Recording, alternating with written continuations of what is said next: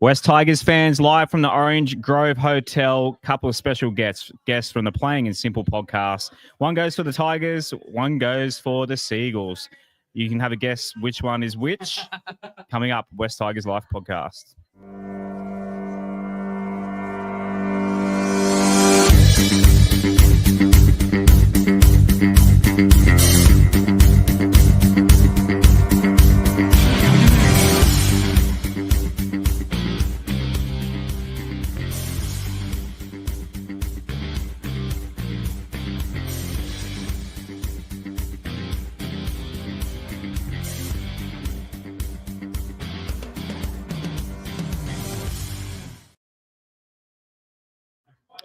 Welcome in, West Tigers fans, to another episode of West Tigers Live podcast, coming in from a very rowdy Orange Grove Hotel. So many people in the crowd. I don't think that they see us. They're, funny enough, our friends from the local paramedics. They know that West Tigers fans are here every Wednesday night, so they come in just in case we have a heart attack. But lucky for them, no CPR this week, that being a bye round. Thank you for everyone joining us. Please give us a follow at West Tigers Life on the socials. They're all going off. The TikTok's going off. As I said the other week, we're going to tag Bulldogs fans. We'll talk about Bulldogs fans a little bit more because the TikTok went absolutely off. So give us a follow on there, Instagram, YouTube. Shouts to all our legends coming on YouTube. I can see all the comments rolling in for another episode. Let's get started. He's not right wing tonight. He's on my right hip, coming off up front and center. Statsman, how are you tonight? Yeah, good. Thanks, Josh. Good to be here. Hello to our special guests as well. Yeah, it's much better showing up after a bye week. We've got 2 points in the bag and looking forward to a big game this weekend. And from the Playing and Simple podcast, give them a follow on the gram. They're much better at the social media stuff than we are. Amazing clips. Amazing podcast. They talk all sports, but they're here to talk West Tigers v Manly. Let's go to Harvey first. Hello. Thanks for having me. I feel very honoured to be here in Leichhardt Heartland, representing my Manly. I'm going to do the best. I'll be as gentle as possible, but thanks for having me. You're not our first Manly fan to have on. We've had Manly fans on in the past. We had Mario Siegs on previously, so I think you might be the second. Welcome, Terry. Yeah. And every West Tigers fan will know this face. If you've been to a West Tigers game before, if you tuned into Triple M before, of course, Lachie Pringle, welcome. Thank you very much, Josh. Thank you, Statsman. Thank you, Harvey, as well, for having me on the pod. It's good to be here. Long-time follower, first-time guest here at the iconic Orange Grove Hotel. You boys run quite the operation, so it's exciting to finally get on for the Playing in Simple Cup. Because that's right. That's how we like to sell it, at least on our podcast. We do. Yep. Be in the Manly gear, me in the Tigers gear. Not the Brendan Wakeham Cup or the Michael Cheekham Cup. It's a couple of many names. I mean, the Two Brothers Cup. It's the Tommy Talau Cup. The Terry Hill Cup. The Terry Hill, that's a good one. John Hopewadi. Brooks at his barbecue cup. That's Luke Brooks Barbecue Cup. I mean, yeah, the list goes on. I mean, there are that many cups that are running out this weekend. The Appy Coruscant Cup. But yeah, there's a few. Lesser known. More cups than a frat party. Speaking of which, Lachie, your first time in this show. So this will sound like I'm setting up a punchline to a joke, but my first ever guest on this podcast, do you know who that was? She obviously hasn't told you. Okay. It was your mum. It was my mother. It was your mum, yeah. There you go. Yep, she was number one. She's the Joel Kane of this podcast. She's number one. She had been on. I didn't know she was the first. Numero uno. First episode. For number one episode, she was kind enough to come on and give me the exclusive that she was stepping down as chair. That was her last week as chair. So sad circumstances. Yeah. So I owe a lot of the success of this podcast to her because she just started on a high. The standard went down a little bit. Then I found Statsman and Roberto, and we're starting to 7 years as well. And Shano, yeah, shouts to Shano.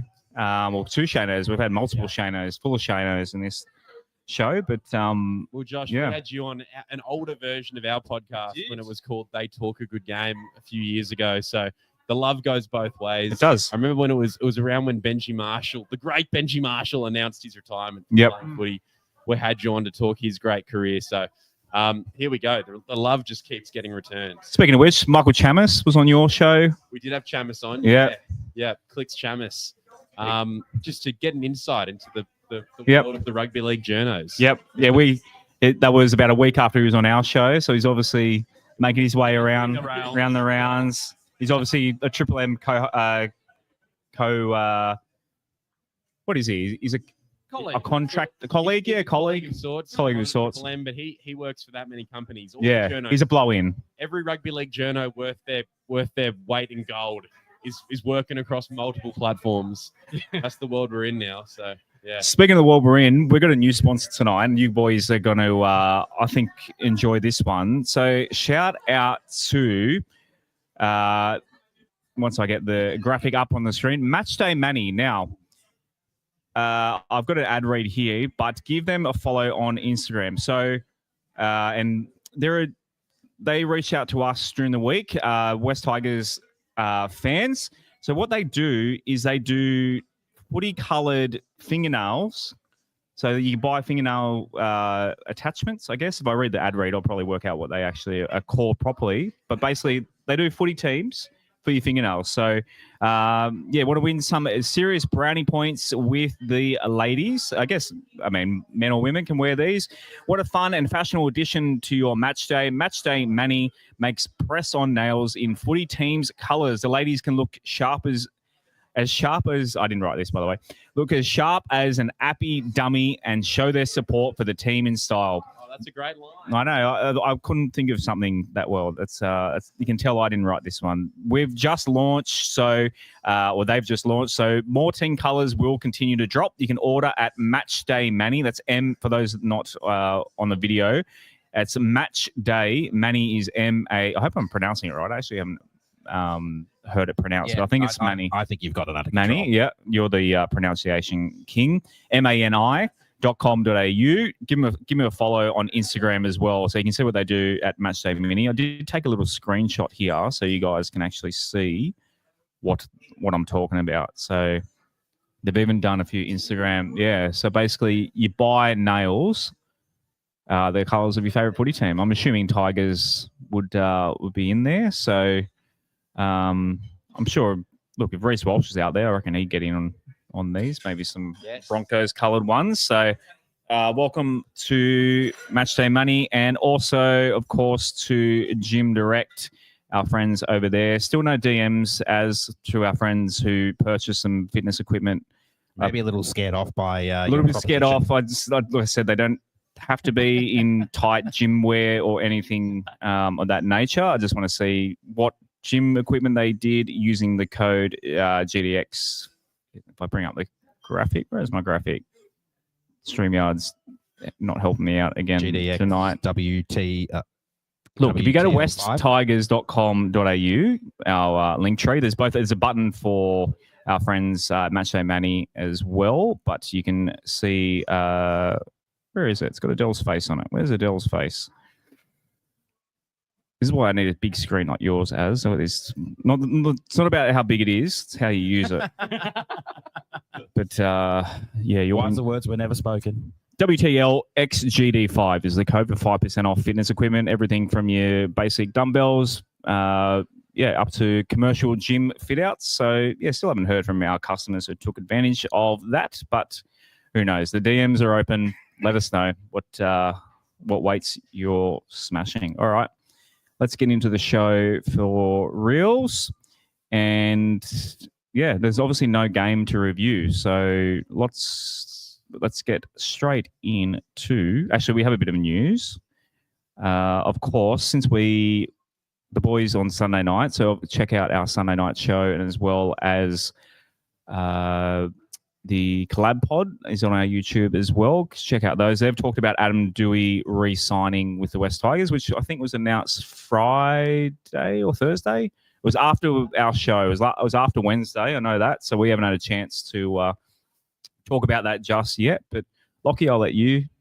I'm sure you've talked about it on your show possibly. But Adam Dewey, we all wanted this. I don't think it's a single. Actually, I know one West Tigers fan. We know one. 99.99% of West Tigers fans wanted this deal done, and we got it. I think beyond just the great form that he's shown in the past month, I think it's just a great way to kind of round out this year. We've been through some turbulent times. We've seen a couple of juniors kind of, decide that this club isn't the place that they feel they can get the best out of their footy, which I think most of our playing group has looked at that and basically seen that as bullshit. And to have a guy like Dewey, he grew up supporting the club. He's a junior, obviously debuted at South, but has come home, and the club has supported him through a couple of serious long-term injuries, a couple of ACLs in there as well. And to kind of, for him, while he's getting back to that best footy, to commit, and for it not necessarily to be, didn't feel like it was as much about the money as much as it was like, as long as the Tigers are, giving me the value that I think I deserve, then this is the place that I want to stay. So yeah, very, very happy with it. Very, very happy. And I hope that now that that's all done, I hope he can continue that form, and that he hasn't just been playing for a contract. I hope that he can continue to, capitalize on what we've seen from him. Yeah, that is a criticism, because he's obviously gone 1 year contract, last contract but I think for me, yeah, it's a good point by Lachie there, but a bit of security with Adam. I don't think it's going to be a case of I think he's just hitting his stride. He's been healthy, and he's in the position. We've been long supporters of AD and thinking his best position is in the halves. We also love Latu, so it's a bit of a what's the opposite of a Sophie's choice? I guess it's you reckon it's the opposite of a Sophie's choice? But it's a good problem to have, is the thing. Sophie's choice means someone has to die. I don't think either of them have to die. Yeah, I think the good thing is actually I like AD at half. I also like him at lock. I like Latu in the halves. I also like him at lock.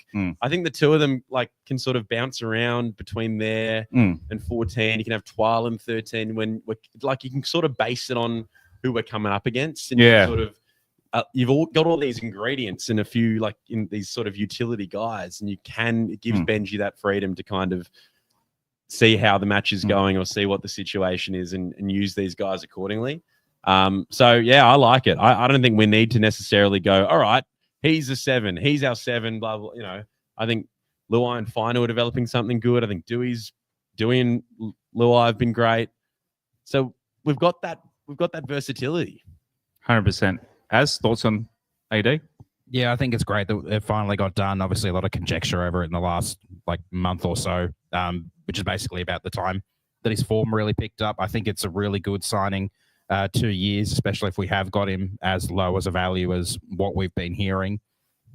Great that he turned the Dragons down to stay in Sydney, to stay with us. So yeah, hopefully with a little bit more stability now, it can help encourage Jerome to stay past his the clauses in his contract and all that sort of thing.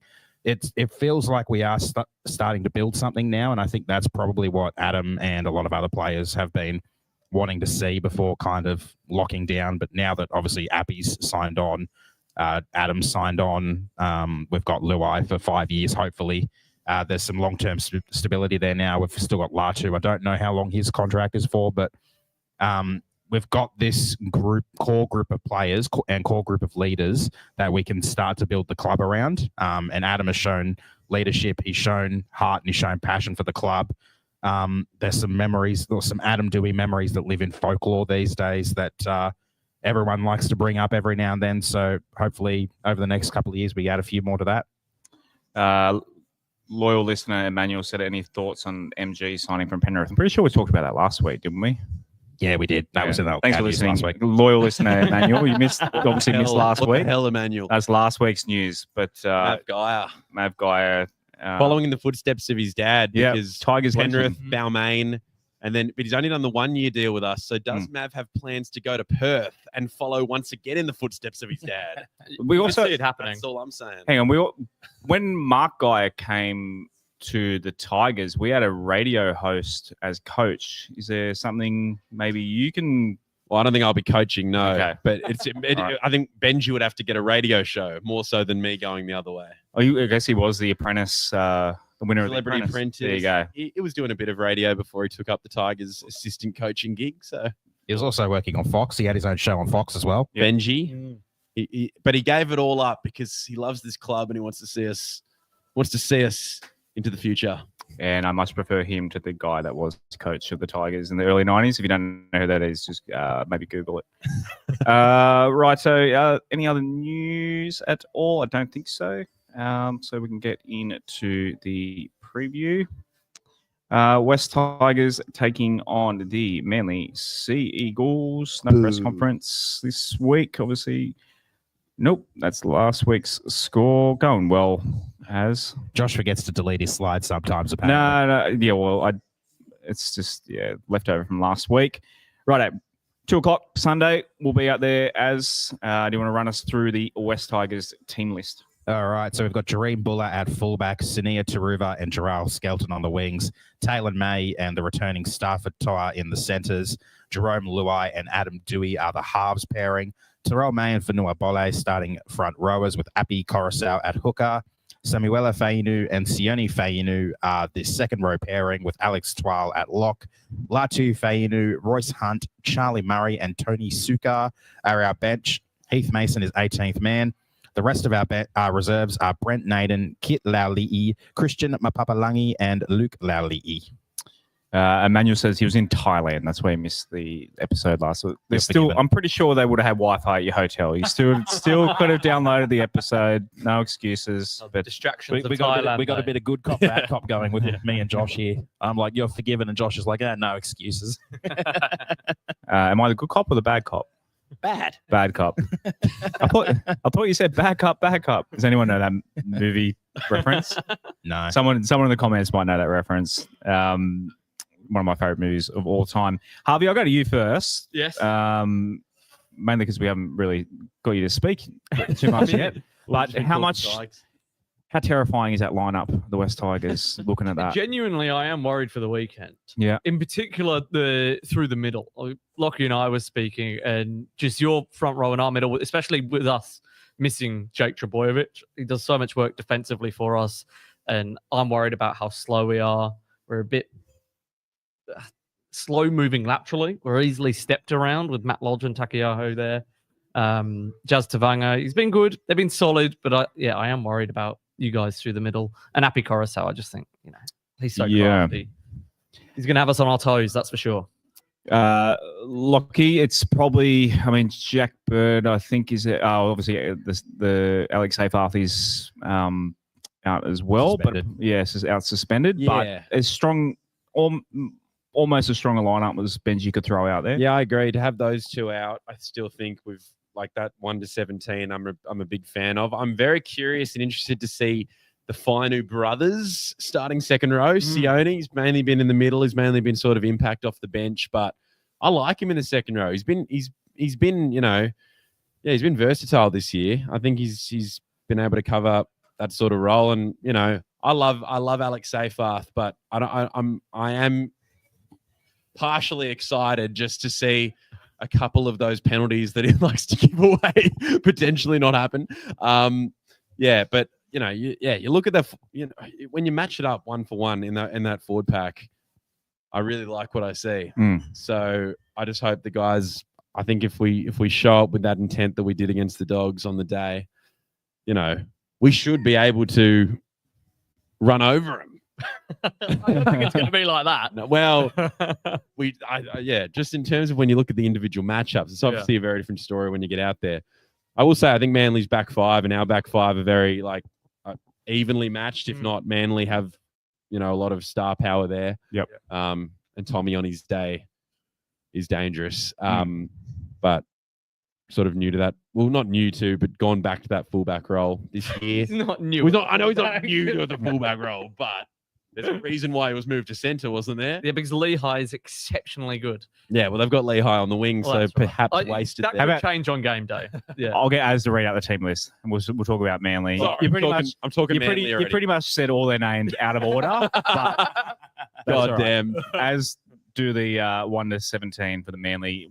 Still let Manly Warringah. They get rid of. they're still Warringah. Manly Yeah. Warringah Sea Eagles. So their fullback is Tom Trebojevic. The wingers are Jason Saab and Lehigh Hopewati. Tolatau Kula and Ruben Garrick are the centres, with Luke Brooks and Daly Cherry Evans in the halves. Matt Lodge and Siasiwa Taukeaho are the front rowers, with Jake Simpkin at hooker. Corey Waddell and Ben Trebojevic are the second rowers, with Jazz Tavanga at lock. Tommy Talau, Caleb Navale, Ethan Bullimore, and Tofafoa Sipley are their bench, with Aaron Shop at 18th man. Clayton Fualalo, Michael Cheekham, Joey Walsh, and Gordon Chan Kumtong are their reserves. Good old Cheekham. The Michael Cheekham. How much has Cheeky played for you guys? I think he played his first game last weekend for us. Because he's been there for a few. I think he's been he obviously 2 years. he was a Holden Cup legend for you guys. Was it South or you guys? He was a South. Was 2019 his last year with us? The year he had those 2 miracle tries? Could have been. God, those miracle tries. You got the brilliant. website up in front of you. There you go. 2021. He was in COVID years with us. Then Rabbitohs. There you go. 3 years. Man, 2021. Those COVID years is just a blur. Hey, it's just I can't honestly remember like which. If you told me a game and say, oh, was it in 2020 or 2021? I wouldn't be able to tell you. But anyway, Michael Cheekham was in them, apparently. There we go. He also debuted for Manly, Cheekham, back in 2014. That's testing my memory. Oh, he's a Manly legend. You're underplaying him, Harvey. I think I am. But, I am. He's returned home. Lachie, I'll let you return serve. The Manly side, 1 to 17. You've already touched on it a little bit. Yeah, a little bit. I think Manly's main strength is in their backs. That's where I think like Cooler's kind of gone under the radar this year. Yeah. Tolu Cooler, he's one of those guys that has that speed that he could be faster than any of the guys we have in our back five. That's something that I'm like a little bit worried about. They've kind of had a bit of a strategy this year of just getting him the ball and he just goes. Yeah, he has been a gun. He is definitely like their attacking strike weapon. Garrick has like his great days and his quieter days in centre, and Lehigh's great wherever. So those are my main sort of concerns. And it just depends which version of Tommy Trebojevic turns up on the day. And Saab's height is also just the one thing. If he can catch it. If he can catch anything, but he's got the height. He gets there. He gets his hands to it. Yeah. He's like, Just doesn't always catch it. he's like Audi version of Tupo. Yeah. He is kind of the Audi version of Tubo. But he's probably faster on foot. Yeah, he's more out Yeah. than Xavier Coates. Yeah, okay. The Audi Xavier Coates. Yeah, I don't mind it. But yeah, we've always been known for not having the best. I mean, this year is probably in terms of good under the high ball. Obviously, Sunni's been playing fullback. Skelton's pretty good under the. He was good, especially good in the wet last week or last 2 weeks ago under the high ball. So maybe a little bit. I'm trying to think back to the first matchup when he scored that try. It was Skelton's wing, wasn't it? That Skelton jammed in, and up until that point, it was 0-0 literally for 39 minutes. Yes, that's right. Yeah. Yes. And Skelton just made a bad error, and Sub basically somehow ran around him, with no space to work in. So that wasn't the best night ever. Of footy. were you guys out there? We were out there. Yeah, absolutely.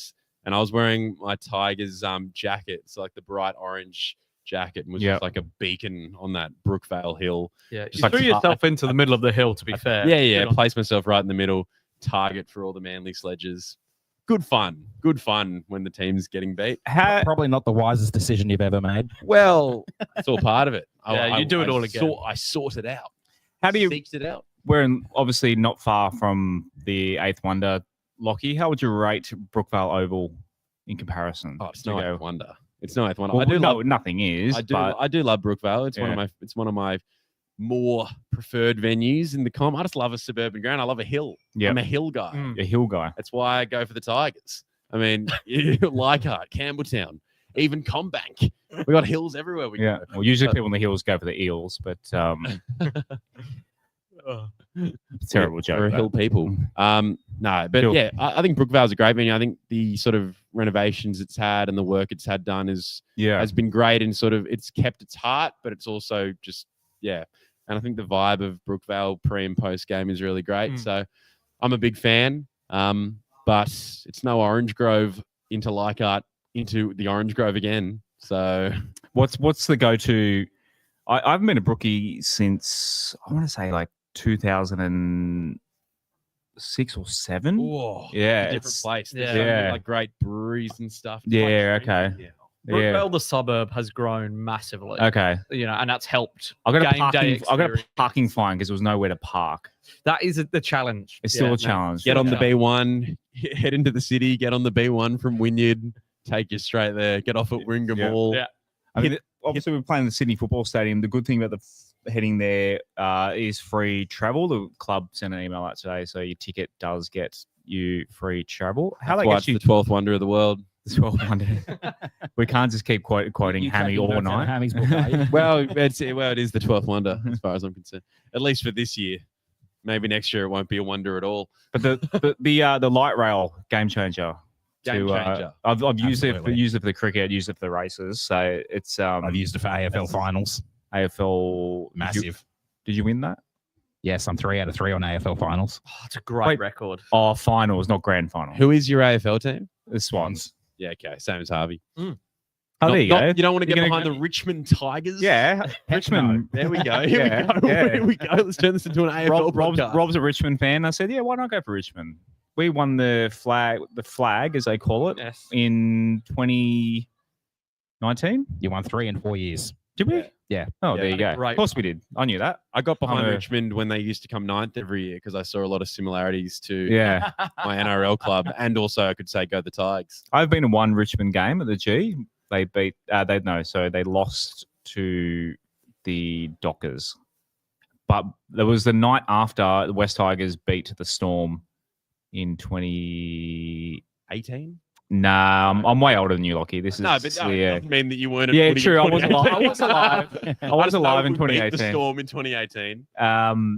20. Bo Ryan was playing for us. That's how long ago it was. Oh, 20. I the wanna say- golden age. I think it was 2012, Yeah. possibly 2012. You can probably look it up. But Look, laugh at Bo Ryan's footy career, but he was part of some of the most successful West Tigers Yeah. teams. that corner at Leichhardt Oval, he made it his own. Some great And passes he's made a from name for Benji. himself in the media post Well, his yeah. career. Well, Yeah, exactly. He's at Triple M yeah, now as well. works well. Him and Formerly- Woodsy, couple of club greats. Well, yep. Put in a good word with Bo and Woodsy, so we can get Bo and Woodsy down to the Orange Grove. I'll put in a good word for you. Woodsy, it's the Aaron Woods Cup as well on Sunday. True. One of the Oh, many yeah. Aaron Woods Cups. Well, there are so many Aaron Woods Cups. He was just collecting cups. Right. So we won the Aaron Woods Cup last week. Yes, so we're now we going got for it another again. one. Go for Yeah. a back-to-back one. There you go. We also won it earlier in the season at Leichhardt. Brendan asked us, Already won a few Aaron Woods Cups this year. What's that? does Another? Brookvale still have asbestos there? No, they must have cleared that, surely. I'm with sure the, that's gone by No, now. I think it's it's a that, pretty. that was pretty that clean. was all where they took down and bulldozed to make that new grandstand Yeah, on the behind the posts. All those works are done, and it looks great. It does. Like gone. I haven't been there since they've done it, but it looks amazing since like when you see it on TV. It looks so good. It's a good vibe. It's the closest I reckon you can get to a Leichhardt sort of experience. Yeah. That isn't Leichhardt because the hill extends across the whole side of the field. Yeah. Actually, a lot of people are bagging out Shark Park at the moment. Obviously, they're doing a lot of works and stuff, but I've enjoyed, has had a pretty bad experience at Shark Park, but Never again. maybe because I was there in 2005 for the Benji That would've been why. step. Oh, Yeah. That would have been why. I saw Shark Park recently is an absolute shithole. Yeah. It I just- saw a Robbie nothing Farah appealing hat about trick there as well. It was maybe the times I've been there, I've just picked the right night to go there. But I quite like you said, the suburban grounds. Even as an opposition fan, it's cool feeling that culture of the opposition sort of thing. So we'll try and get to Brookvale again and not get a parking fine this time. Speaking of suburban grounds, Wynn Stadium, I think, is an interesting one because Yep. it feels more stadium, but it does have that hill and also that weird, funky, like 10-row, tiny little section of grandstand near the posts down the opposite end from the players' tunnel. I went there so I've seen the Tigers win. I'm trying to think. I've seen a West Tigers win at every NRL ground except for Suncorp. I haven't been in New Zealand. I haven't been. So I've to seen Wynn us beat yet. the Storm in Melbourne. I've seen us beat the Cowboys in the old stadium, so I haven't been in the new Ah. stadium. Dairy Farmers. Saw us beat Melbourne. I've seen us win 40-0 against Canberra in Canberra with Wow. Curtis Sirenen playing I've seen all of 5'8". Canberra too. Who There's else? also the Curtis Sirenen Cup this Sunday as well. It is. Beat the Roosters. Don't forget. Roosters, SFS. I'm trying to think other grounds. Oh, Brookvale.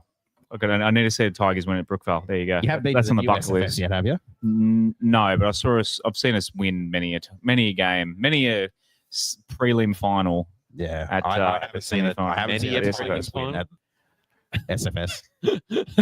Many a one prelim final. I was like, we've been in enough prelim finals. It felt, I've seen us win many a prelim. it felt like 100 games in one. That one. We talked about that one Sunday night actually on our Sunday night show. We did a bit of reminiscing of days gone by. But yeah. Anyway, back to the game at hand. Az, anything to add on this one?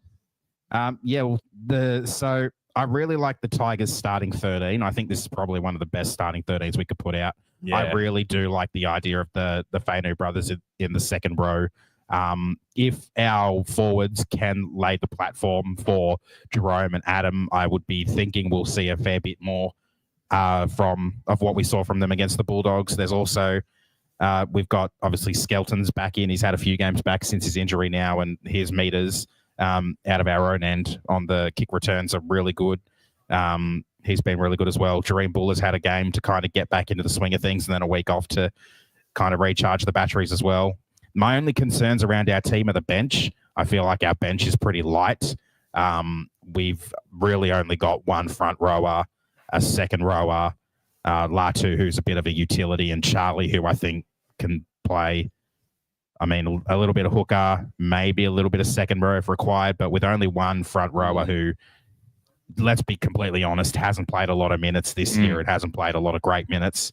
So I do have some concerns around the bench, but if our starting 13, especially our front rowers, can take a fair chunk of the workload, maybe that's why we've got named this sort of team coming off the bye, the team feeling a bit more refreshed going into this last month of footy for the season. So, yeah, I think our team is really good. I agree that with Manly, their backs are exceptional. That's really the highlight of their team and the dangerous part of their team. I do like the matchup of May on Garrick, though. If that is how they do line up, I think that's something we'll be able to exploit. Saab concerns me no matter which of our wingers he lines up on. Yeah. He's going to have the height advantage no matter what. He's also got a speed advantage. He's definitely going to be the fastest player out there. But if we are able to limit his involvement, same with Lehigh, who's obviously played a bit of fullback in recent weeks as well. Tom's main thing at the moment is his support play. He's not going to be too explosive with ball in hand, but if someone else does make a break, he'll be right there backing them up, and that's one of the most dangerous. He loves having a blinder against us. Yeah, he absolutely does. He Luke does. Brooks as well. He's got an opportunity to end our season, and he'll really relish that. So that's something. Do you think he cares that much? I think he will. I think he'll care. Lachie Galvin had a chance to end our season last couple of weeks ago, and, Yeah. and he didn't seem to care all that much. I don't think I thought he should have Brooksy. cared more. He won't say he cares, but I think deep down he and Cherry Evans will be thinking like this is a really good chance to show them. Cherry Evans, what yeah, they he's kinda- an Yeah, but asshole. on the but- other hand, throw Cherry away. Evans has a great chance here to end Manly's season. Yeah, That's true. He hates those guys. So I don't know what to expect. I from don't think those two. Brooksy went out on good terms. Like we mentioned the barbecue earlier. Like I think yeah, he also got a lot of money out of the West Tigers. So Yeah. I don't think he a lot really. of money for not he- playing particularly well. He was. I mean, That's the club's fault, Yeah. though, not Brooks' yeah. fault. And Yeah. no one's out here booing Brooksy. I don't. yeah. I think the It Brooks thing was just a bit of a mutual sort of. It's time to move on. Yeah. Well, the fans booed Brooks in like the first game or two after it was confirmed he wouldn't be staying with the club, and I Yeah. think that's fair. But I think that was since saying then it really Brooks. died off a little bit. I was just saying Brooks. Boo Brooks. Brooks. Yeah, Brooks. Yeah, but I still got plenty of love for Brooksy. Yeah, I don't know if he'd be the type of person that would.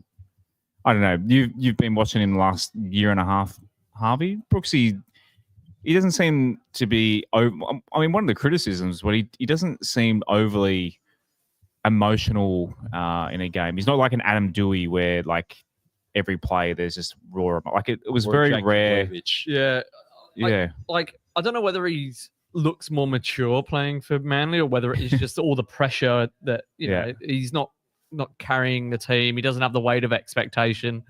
I think he and Daly Cherry Evans maybe look at the sort of partnership as maybe they haven't quite clicked as much as people would have liked them to. But I mean, Brooks is here next year and Ches is not. So, you know, this last month or so of footy, whatever we've got left is a good opportunity for him to show us his worth and what he can do. And I'm not too sure he sees playing up against the Tigers with much vengeance. Or anything. Yeah, I think it's a different sort of situation to what we're used to in terms of ex-West. It's not a Mitchell Moses or a Lachlan Galvin. Mitchell Moses who grows a third leg whenever he plays against us and absolutely kills us. Yeah. Yes, he does love to destroy us. Yeah, there's even though he tanked the game against us. So yeah, there's genuine disdain with Moses, but yeah, not so much. I don't think Tedesco's in the same sort of basket. I don't think Tedesco, like we gave him a bit of a nice farewell at Leichhardt sort of thing. I think the fans, we're spewing that he left. We really didn't want him to leave. But I don't think Tedesco I don't think Tedesco circles the Tigers in the draw coming up. He might have for that first game he played for the Roosters because it was against the Tigers and they built up a whole promo. It was round one. It. Yeah, it was round one at a core as well. And the NRL. Well, you should be putting a circle around round one because it's your first game, so you really should be getting ready for it. But yeah. The other thing on Brooksy with Manly, he's had a few games where he has had to step up in the absence of Cherry Evans, and I think Manly fans would agree that he hasn't really done that in his time there. Yeah. Like obviously Cherry Evans, both seasons that Brooks has been there, has been involved for Queensland, so that portion in the middle of the season there. I remember a game, I think it might have been against South last year during the Origin period where he's got beat like 20-0 or 26-0 or something, and Brooks didn't really fire a shot. You had Jamie Humphries, I think, partner him in the halves last year. Yeah, we did. So Brooksy, I mean, I don't know what you guys are going to be doing in the halves next year with Cherry Evans. We got Fogarty. You got Fogarty. And so, you got Fogarty. So I think Manly fans are very pleased that because there was a few ideas being floated around that Brooks moves to halfback and we go get a 5'8". And I think everybody wouldn't have liked. No, exactly. Knowing what happened. Yeah, with running's us, his go. So keep him in the 6, bring Fogarty in, play similar. He's an organising, can manage the kicking game. Yeah, that's like how we're going to get the best out of Brooksy. I still think a little bit more again. Yeah, we still haven't seen him at his peak. He showed us glimpses, but as you say, when he's asked to run the side on his own, and he's a Robin, not a Batman. That was his issue with us. He was on Batman money, but he playing in the Batman position. He was Robin. playing Batman position. Yeah, you called him from his Batman debut. as well. From his debut onwards, and he also won Batman of the Year, the Dalian Batman of the Year 2014. So was it 14? Yeah. No, 18. No, 18 when he won Batman of the Year. Yeah, 14 was Rookie of the Year. Yeah, that's right. Yeah. That's right. So that didn't help either as far as the expectation and kind of contract worth and all that sort of stuff. Jason says never got to see Brooks at his best. I think people look, obviously consistently wasn't good. There were plenty of great Brooks games. It's just like 2018 we just didn't get obviously by far his best and most consistent season. Yeah. I think he finished third in the Dally M count overall as well. Maybe 2 or 3 points behind whoever won it. I think that might have been not Ponga. I think that might have been a little bit before Ponga. Maybe it I don't remember, but anyway. Yeah, you could probably RTS. I think it might have been RTS that year who won it. And he like Josh said, he has had some really good games. I think his 200th for us at Leichhardt, which was the night we absolutely whooped the Cowboys 66-18. That was one of his good games. Did that wake him in the 6 next to him in that game? Yeah. That's unbelievable. Unbelievable. That team did what that team did. Yeah, it is incredible. Stafford Toa was Greg Inglis. Yeah, he was. Made Val Holmes look poor in comparison to what he normally does. Question for you, Lachie. Yes. Sione Fainu, he's had a little bit of a underrated season, would you say? Yeah, I agree. I think he's, in a similar way that I think Fanua Pole was maybe underrated last year, and this year is kind of getting the credit he deserves. I think Sione Fainu's kind of having that year this year. And he's sort of, since we signed the three Fainus at the same time, he's always kind of been the third one. He was coming off the bench a lot last year. And he was doing a lot of that this year as well, but got a couple chances to start in the front row. I just think he's always been solid. I've never not been impressed with what I've seen out of him. His post-contact meters have been great. He just keeps those legs pumping. And I think he's dynamic enough that he can make this sort of shift into the back row, even if it is just to cover for Seyfarth. I think it's the right move as far as the experience. I've loved what I've seen from Tony Sukar this year as well. And as you said, we've got only one front rower on the bench, so it is likely that maybe Sione at some point in the game moves to the middle. You bring either Sukar or Murray on in the back row, and that's potentially how you work that rotation out and have enough middles kind of rotating. But I'm excited, even if it is just for the first 20 minutes or if it's longer, just to see what he can do, just to check it out. Running lines and running off one of our halves, shoulders. So I'm excited.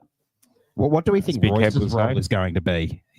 Do you think he comes on maybe 10 minutes left in the first half? Because again, he hasn't played a lot of good, consistent minutes. This year. So either side of half when time does he get brought on? 10 before, 10 after. Blow some big ones after that. So, I mean, he wasn't overly effective against Canterbury. Maybe, I don't know, maybe the wet weather's a bit hard for him to... I just want to see him come off the back fence a couple of times. Well, we could also be playing in a swamp again this weekend. Is it going to be rain? There's a little bit more rain predicted later in this week, I think. And there's also, considering there's 3 games there, there's one Friday night, one Saturday night, and then ours on Sunday, Arvo. So as I said on Sunday night, ground hold up. As I said on Sunday night, luckily we're playing at a ground that has such good drainage. But yeah, I think it is meant to be pretty clear on Saturday and pretty clear on Sunday. So at least it's not super rainy right the day before and during the game. But I'll tell you what, I do like Sunday 2 p.m. I think that is our slot. Yeah, it is a good one. That's become our slot. I feel like Sunday 4 p.m. used to be our slot back in the Rabs feel good days. Yeah, Channel 9 don't deserve us. No, they don't deserve us. But Sunday 2 p.m. I don't know why, but I can't. Obviously, this is just going off vibe. Yeah, but I feel like I've mostly on Sunday 2 p.m. matches seen us come away with wins. There's a stats man for you for next week. Maybe if we close in on the 8 by the end of the year, whether or not we make it, if we just close the gap from where we are now, we might tempt Channel 9 into wanting more of our games next year. We don't want them. We want Sunday 2 p.m. We want Blocker. We want Blocker, Kevy Walters, and Ganane calling our matches. Sometimes Vossi. Sometimes Vossi. We'll take Vossi. Great comment from Chloe here on Facebook. She said on Sunday, her and her family are going to be watching the TV. Her grandpa's 80th birthday on game day, and he's a massive Tigers fan. So happy birthday to your grandpa, Chloe. Chloe Hamill. Do you reckon any relation to Mark Hamill? You've got to assume. Yeah. You've got Maybe to it's Mark Hamill. He'd be about 80, wouldn't he? Mark Hamill? Josh does this every episode, guys. He'll see someone with a surname and just auto link them to someone else with the same surname. I think we can only assume that that's Luke Skywalker's brother. That's turning 80 on Sunday. So happy birthday to Luke Skywalker's brother.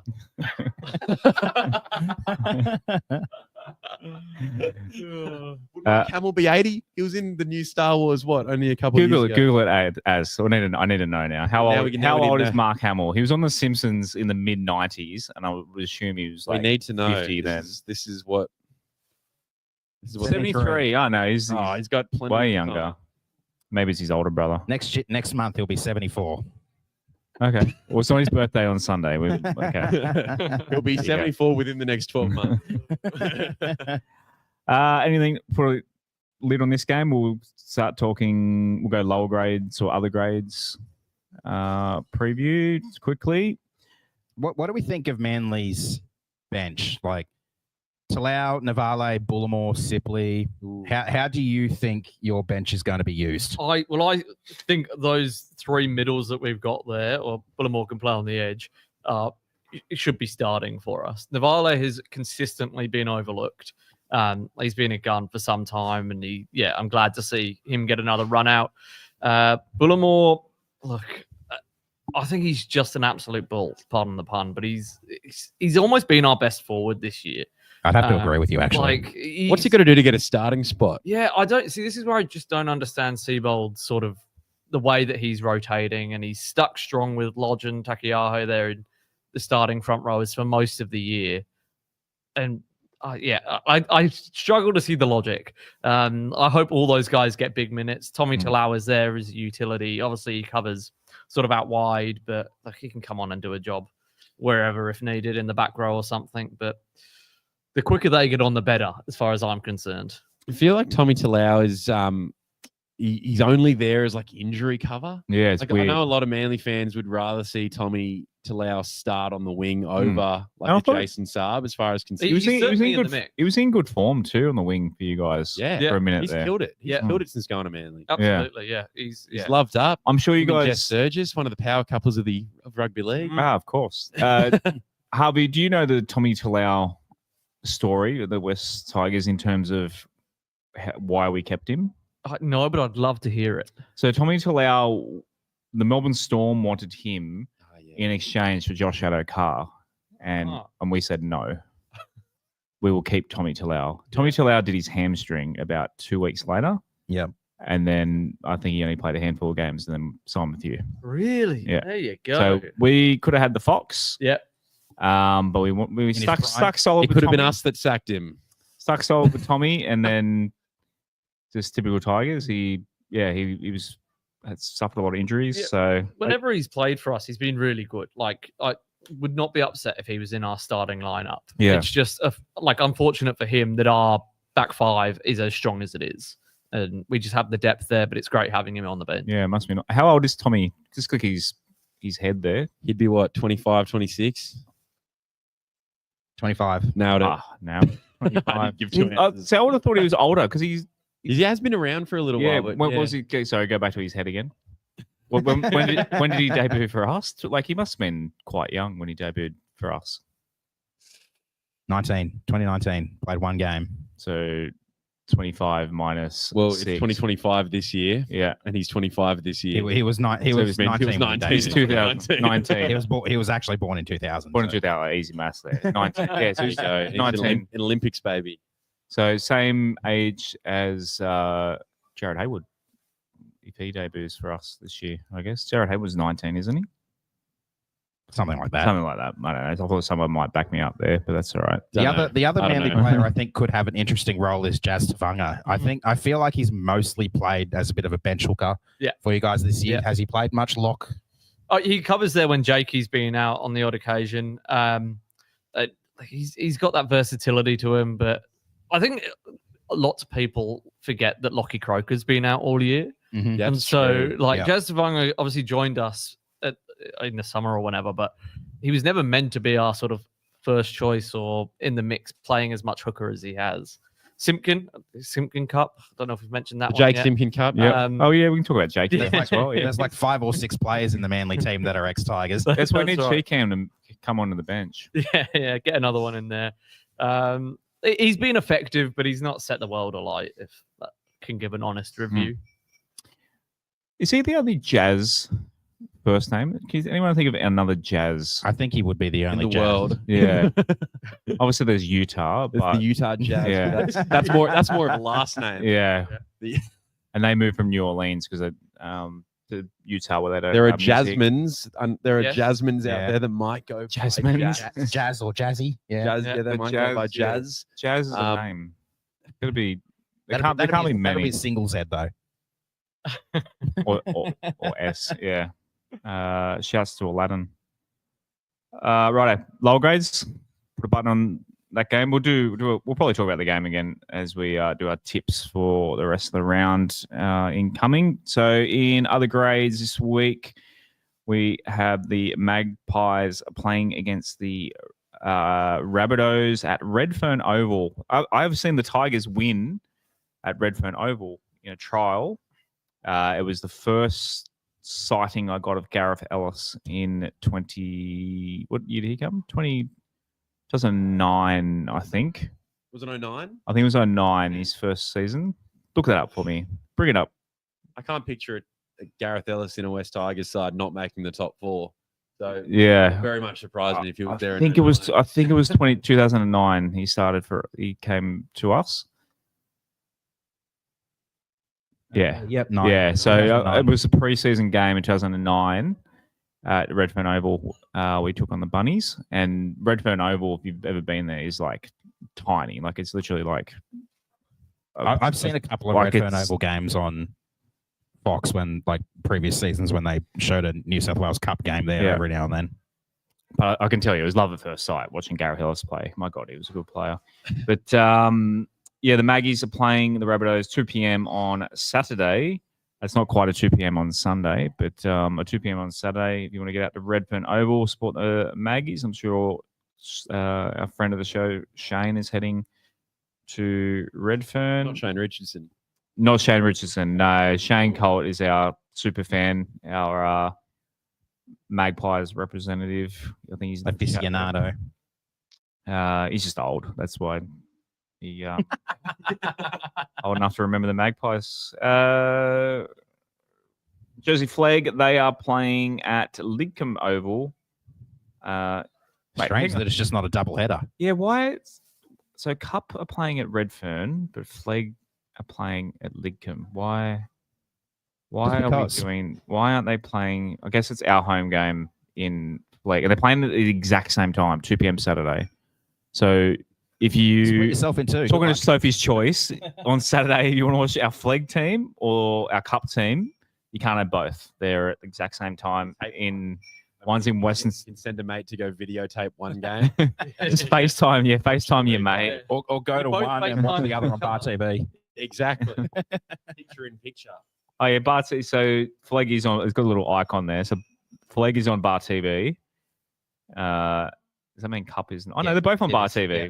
Oh, you split screen it. Can you split screen on Bar TV yet? Is that a feature? I don't think so. So you got to be at one, and then you got to Bar TV. Bar TV the other. All right, easy done. That's the only way to do it. Right.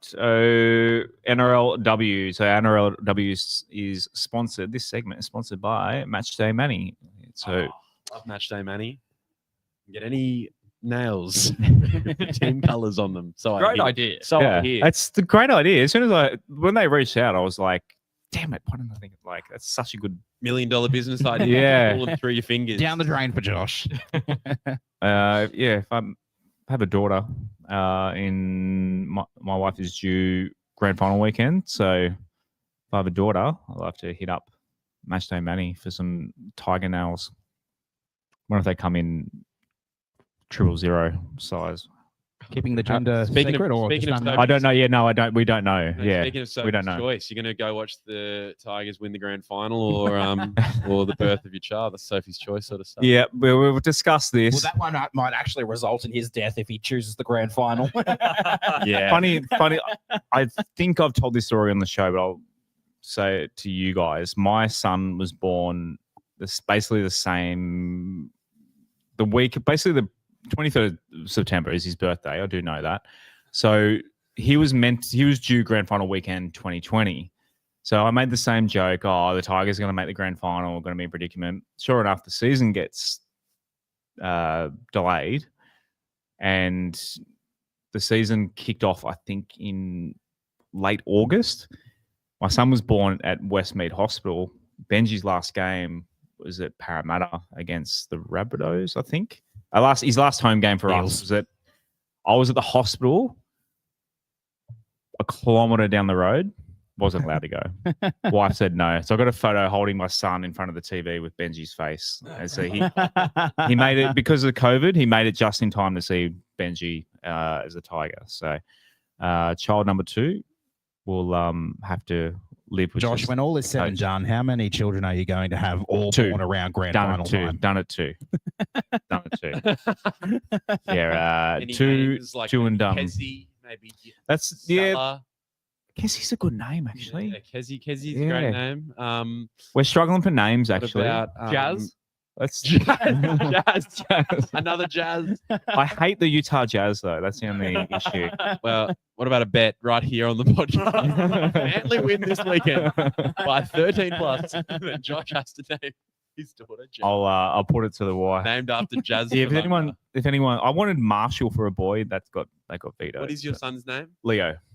Leo. So I've got a lion, Yeah, and lion. then a tiger. So Yeah, okay. yeah. Maybe Kezi. Kezi for a boy or a yeah, Kezi's Kez. good. Kezi's good. What else we? Just run through, bring up the NRLW Yeah, team yeah. list. The girls' names.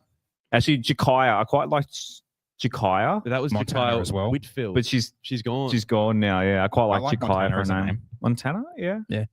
That's Maverick Guy's sister as well. So, yeah, quite common for a girl's name apparently. But Tara. I don't know. After Tara Reinke. Tara's my auntie. Okay. Yeah, so I can't have that one. Welcome to shouts to naming Auntie Tara. Josh's daughter. Let's just run through every Caitlin. Caitlin. Yeah, maybe. We'll talk off air. Yeah, no. No, we'll talk now. Just run us through Luai. the women's. Instead of Adam Dewey, Eve. Eve. in Adam. I won't stop. I'm sorry, Why but are I you won't called stop. Eve? Well, when you I were won't born, stop. our halfback's name was Adam. When you were Adam born, and we Eve. invited these two geezers on our podcast. They wouldn't shut up about it. Sione.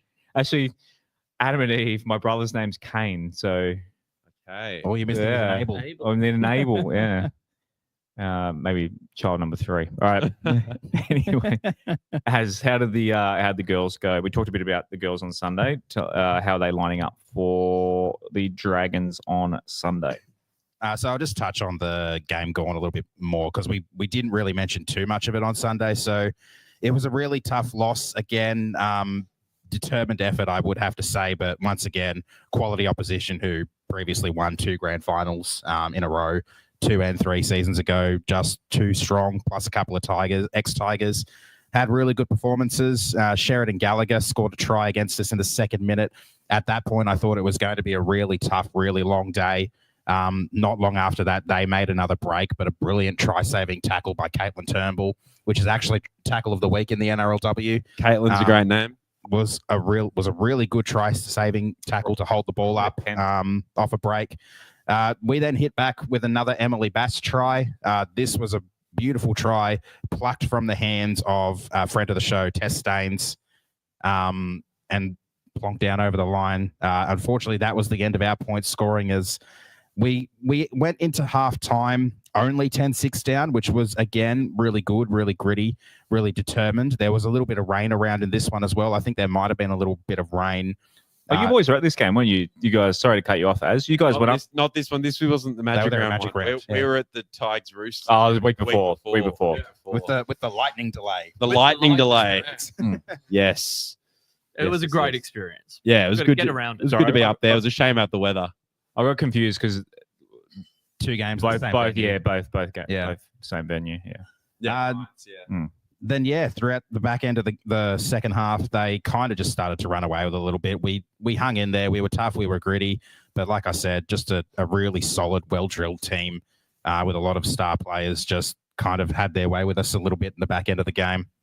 As for our team this week, I might as well actually go through the entire team list because we've made a whole bunch of changes. Why not? We've got plenty of time. Positionally as well as a couple of debutants. So Caitlin Turnbull has moved to fullback from the wing.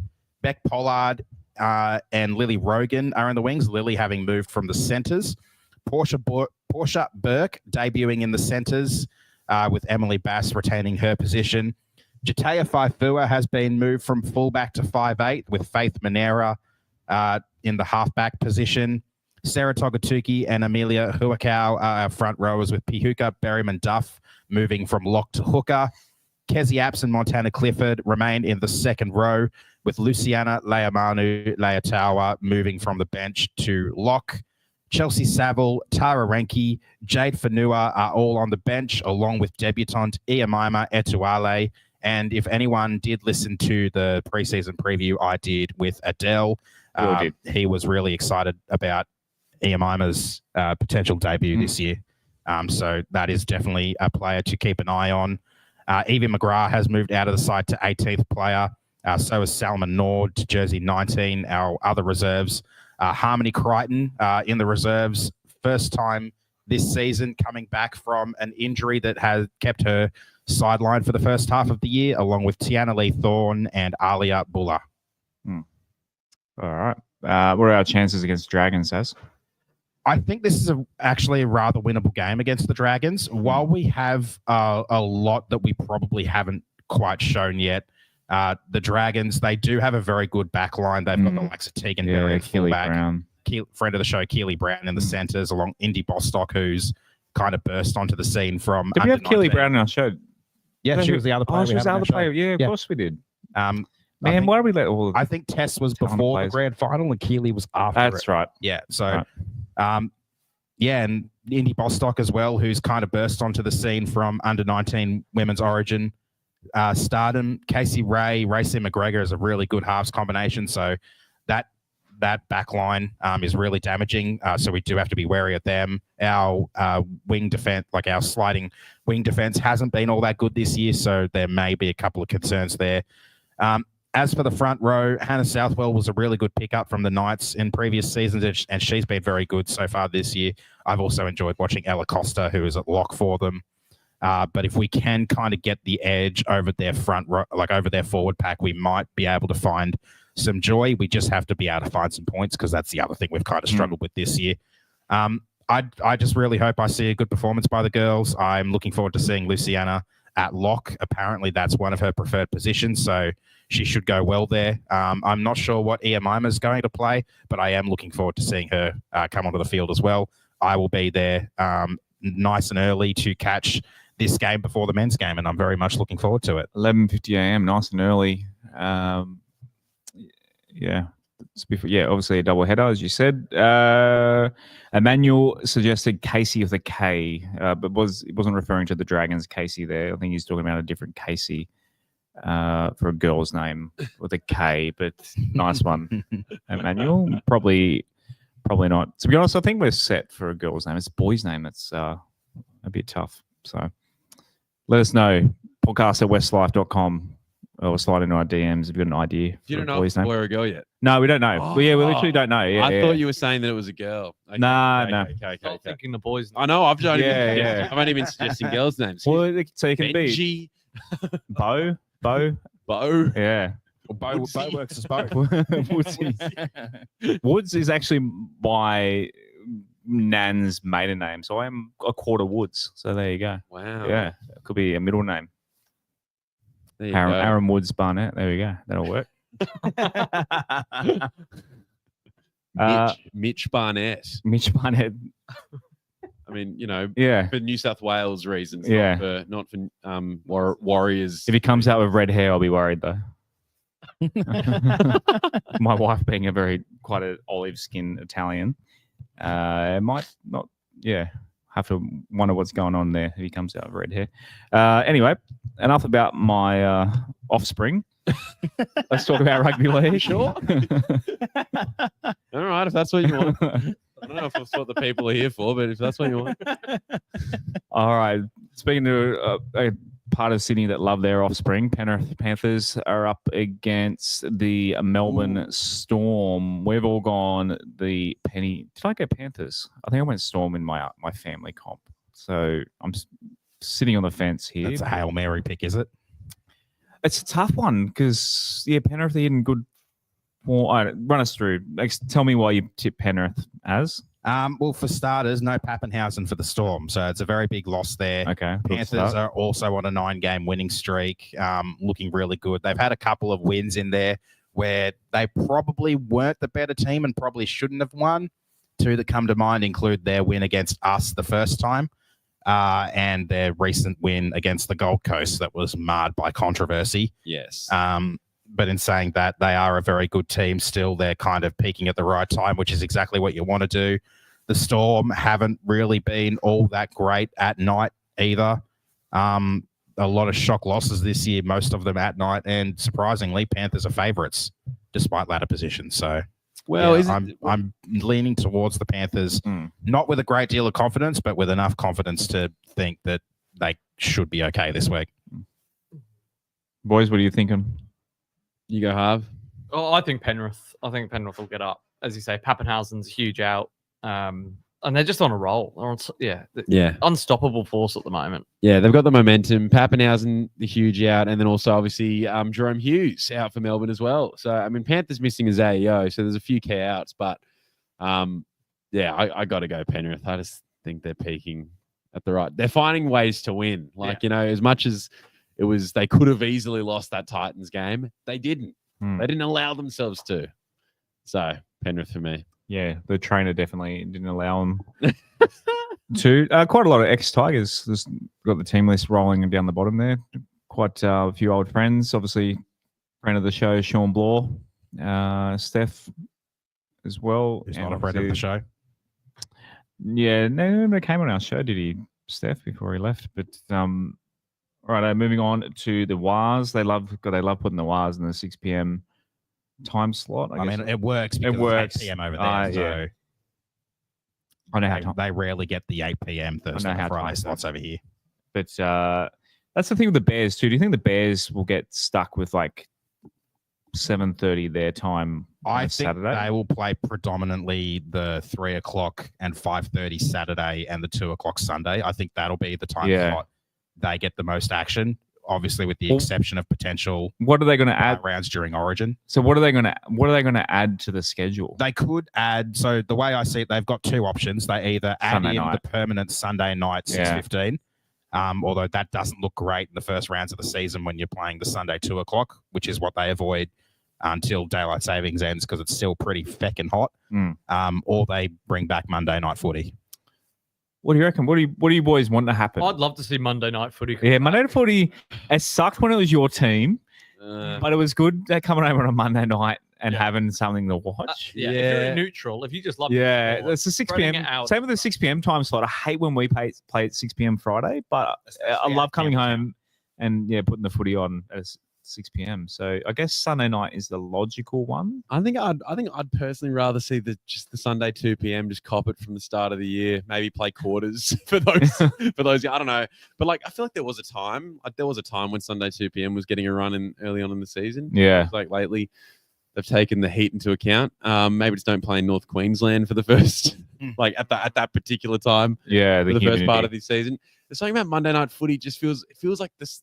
It feels like the weekend of footy is over. Yeah, Sunday night. It just feels like, especially if you're in work mode, playing, or if you're a player, it just feels like it would drag, and that turnaround it just causes more complications. Yeah, can you have 5 days of games? Yeah, because then it's like, when's the earliest you can play the next weekend if you play on a Monday? Yeah, I think Sunday. With Thursday and Monday, it will probably bring in a few more 5-day turnarounds, or it'll really increase the 6-day turnarounds as well, because if you play on the Monday, you're most likely going to be playing on Sunday the next week or Saturday, maybe. But obviously, once the Bears come in, we'll be back to 18 teams. So there'll be a season or two where there's no buys every week. But then once PNG come in, we'll be back to having a buy every week. So there's a lot of logistical stuff to do with having the extra team come in and they'll probably do Origin. Played. They'll probably do Origin week by the Origin round. They'll probably do like half rounds or something. Yeah, which back in the day, there was 16.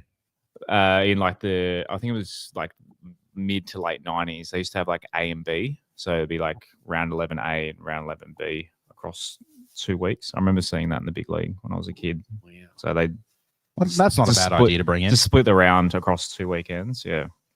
It'll probably go back to like a 24-round season as well, I imagine. Maybe if they have them split into halves, or they just do around the Origin period every team, maybe 26 rounds every team just gets 2 buys sometime within that 8-week period. All right, Doggies Roosters, big one on Friday. Who do we want? We want the Bulldogs to win this. We have to go for the Bulldogs. For our finals chances, we need Bulldogs to win. All right, Cod's up. Doggies. We've all tipped the Doggies. Roberto tipped the Dogs as well. Roosters are favourites, aren't they? No, Dogs Bulldogs are. are the away favourite. Oh, okay. Why doggies?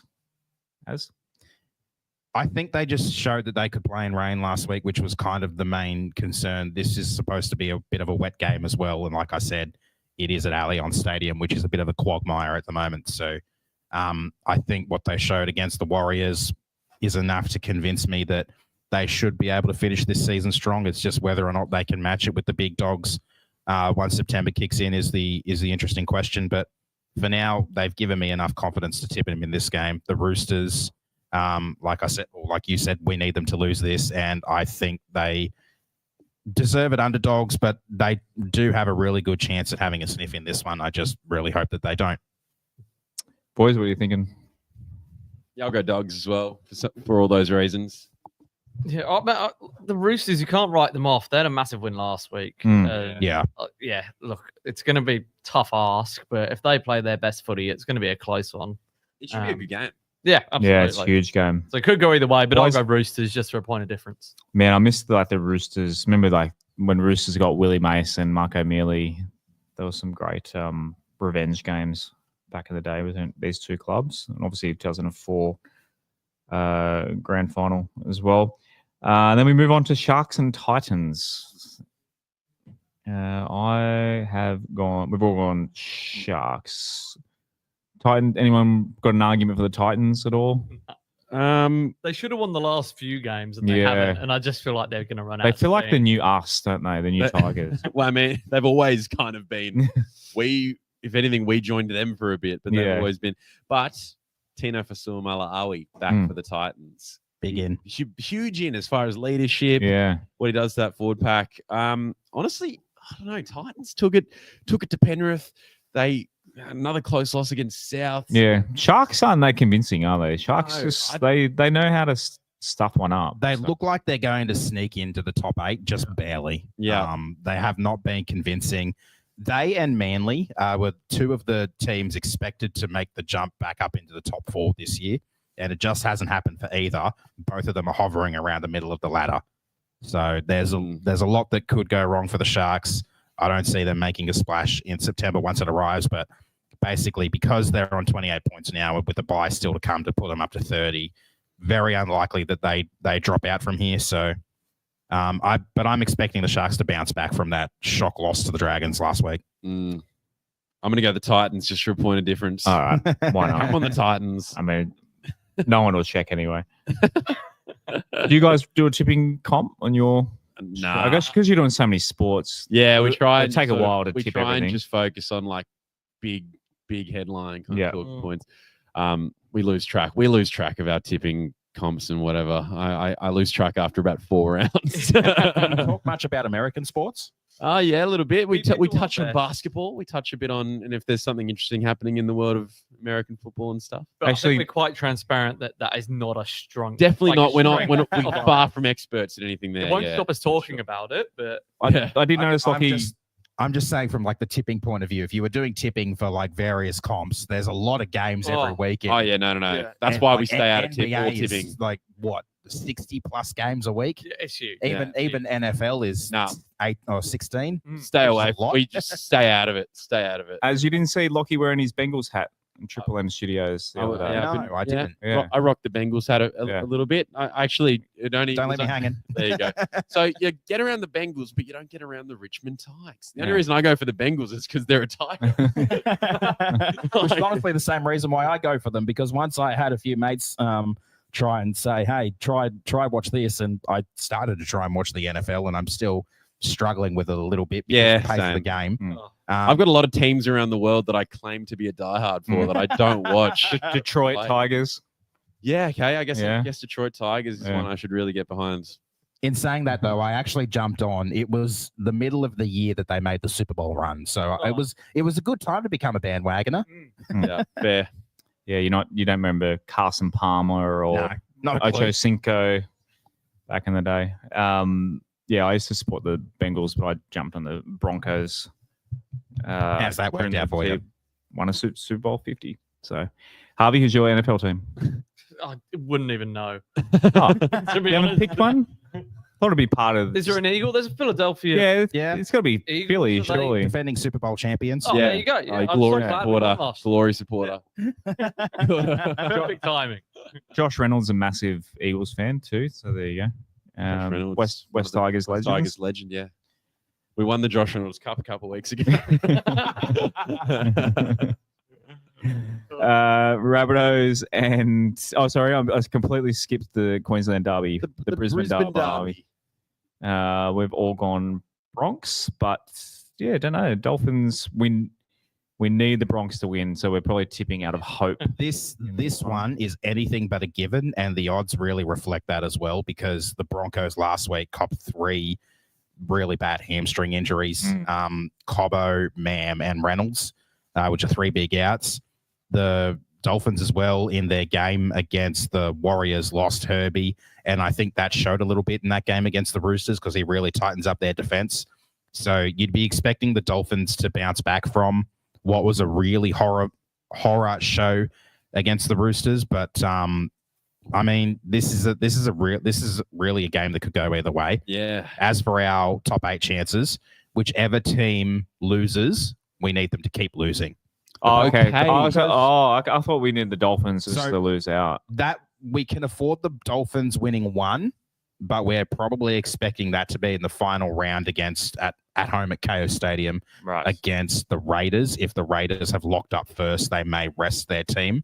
So that's kind of the only game we can afford them winning. But if the Broncos lose this and the Dolphins win, then we basically need the Broncos to lose out because one more win puts them out of reach. Right. Okay. I definitely see a bounce back factor as a big potential for the Dolphins. Yeah. I think Isaiah Katoa has been one of the best halfbacks, if not the best, this season. And I was shocked kind of seeing them get done by the Roosters because I thought they were a big chance to sneak into the 8. Obviously, for Tigers' chances, we're going for the Bronx, but I'm going to tip the Dolphins.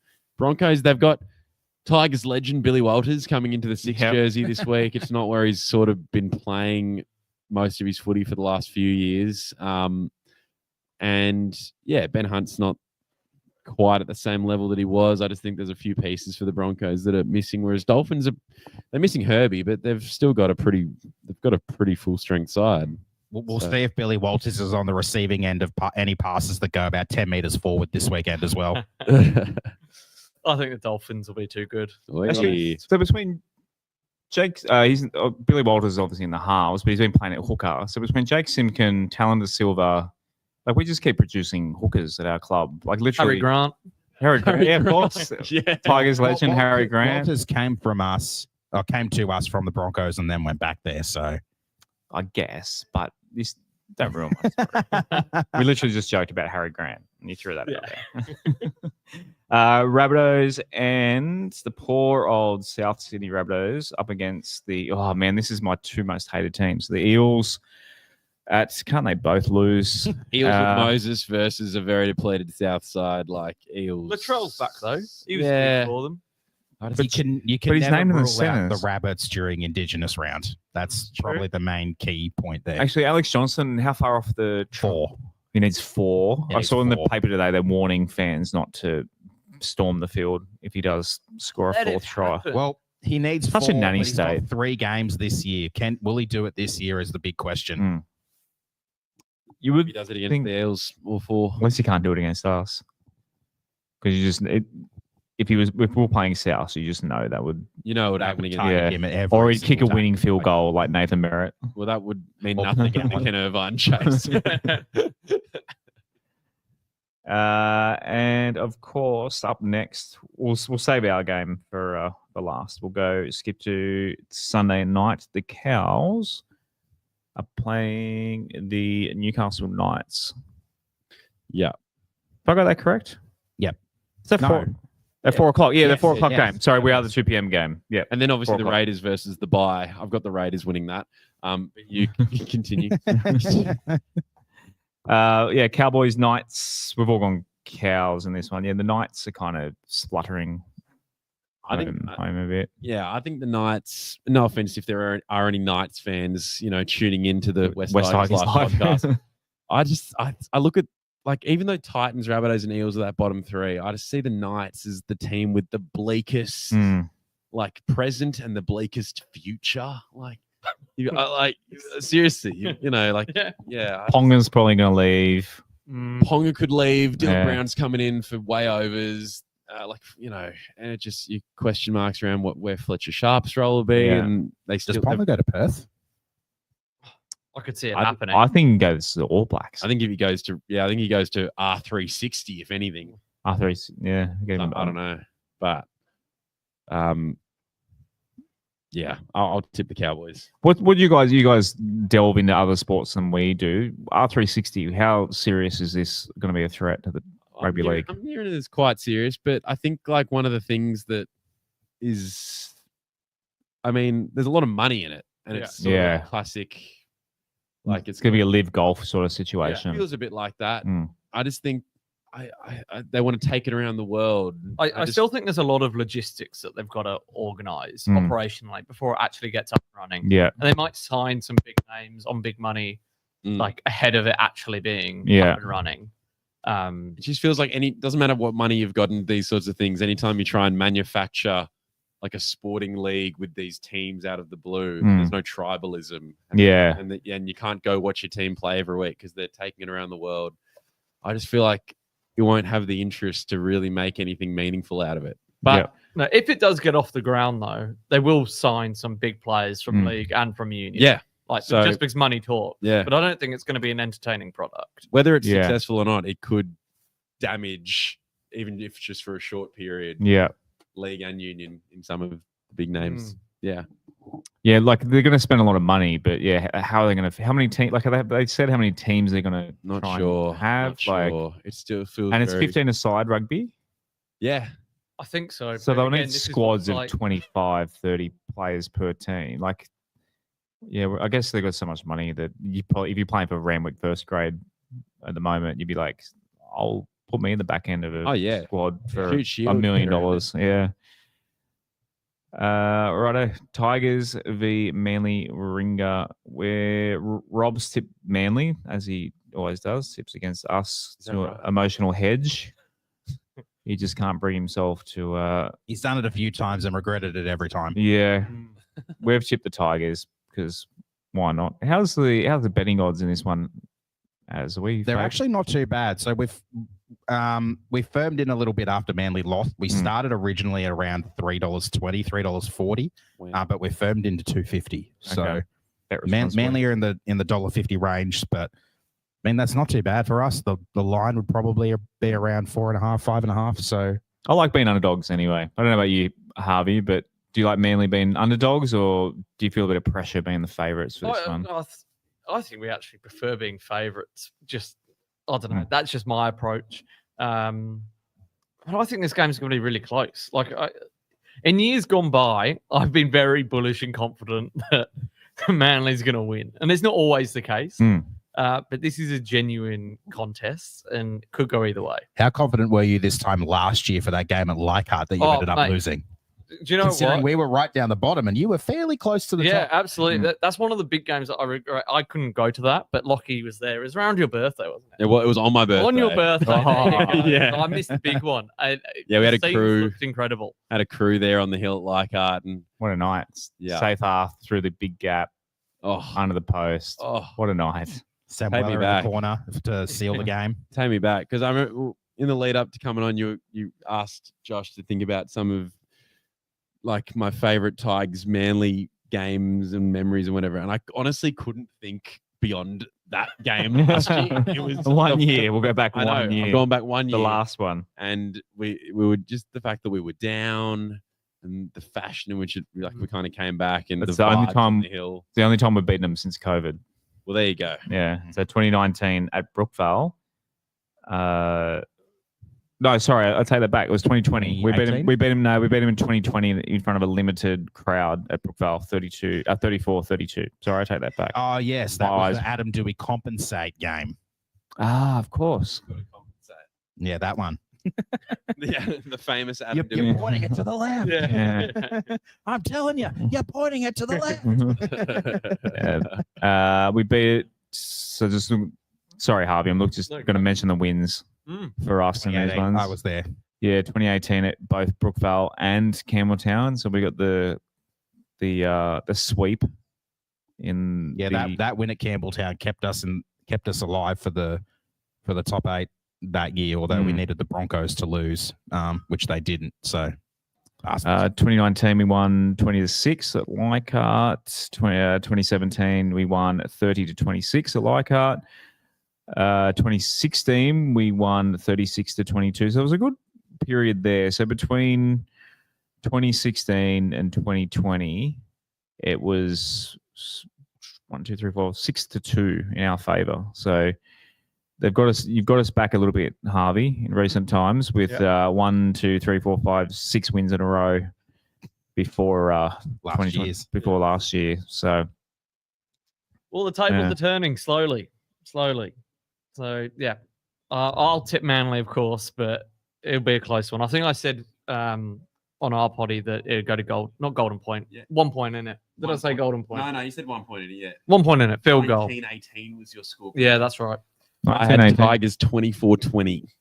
I like that a bit better. But that's 24 with 5 tries scored and only 2 conversions kicked. I'm a realist. Adam's had a really mixed bag of a year when it comes to the goal kicking. Sometimes he can't get him. Sometimes he is a Hazem El Masri. That game against the Dolphins earlier in the year, the game against the Roosters recently, didn't look like missing them. No. And then there are other games where it didn't look like hitting them. Don't know what version we'll get of Adam on Sunday, but I hope it's the Hazem El Masri version. Might need to be. Yeah. Garrick is pretty darn good too. Yeah. Oh no, yeah, that's true. I've thought of a good flashback Tigers Manly game. Harvey, do you have any? Do you want to torture us with one that? No. I'll tell you what. No, I'll give you 2021. Remember at Parramatta? That's true. The Turbo Dally M year. Yeah, that was. We were there. God, it was just awful. Was that the Anzac Day game? Was it? Yeah, it was Anzac Day. Yeah. Was it? Do you guys want me to make that story even worse? My grandfather died that day on the way home from the game. Oh, so geez. yeah, it was obviously footy meant nothing that day, but yeah, it was quite. He was obviously a big Tiger. He's basically the reason I'm a Tigers fan. And yeah, I was driving the way home from that game. My dad said, "Pa's gone to hospital. Jeez. Don't worry too much. It's all right. Stay." He actually called me at half time, and he said, "Pa's gone into hospital. Don't worry, blah, blah, blah. I think you'll be all right." And then, yeah, by the time I drove home, he was gone. But it was good that the week after, I'll remember will always be a memorable win was the Zaxini try against the Dragons. So that was the week after. What a short-lived little cult. Yeah. Zaxini was. And I just remember great game at the funeral, it was kind of like we really wanted that win to kind of go to his funeral to have the Tigers, to kind of have a win. So Zaxini got that win for us down in Wollongong. But one of the saddest days of my life, beyond just getting flogged by Manly that day. Yeah, it was 4 years ago? 4 years ago, I hope Tom Trbojevic is proud of that. Yeah, Proud of what he did. good on you. Thanks a lot, Tom. All right. Sorry. Sorry to bring the That's mood. a lot to put on. That's a lot sorry, to put on. sorry to bring the mood down. He's a great lad, Tom Trbojevic. Yeah. My favorite, or one of my favorites, I don't know if you guys remember, in 2011, how old would you guys been in 2011? We were about 14. So Oh yeah. Yeah. Going Going through- through. Than I am. were you a Manly fan basically your whole life, Harvey? Yes. Yeah. Yeah. But I think my love for them has grown as I've Okay. gotten older. Well, Gosford, sold out crowd, 2011, round 21. West Tigers are on a streak heading towards the finals, and we beat you guys 14-12. One thing that sticks out for me in this game, Benji Marshall makes a break, no look pass out to Lawrence, puts him under the post to basically seal the game. That was a good one. Being my hometown, all my family were at that one. So that was. Do you remember that one, Lachie? Or as? Oh, that's before your time. In those, look, it all blurs. 2010, 2011. 2011's on Winning a blur. more than we 2011 lost. God, it was stands out. But yeah, that was a good one.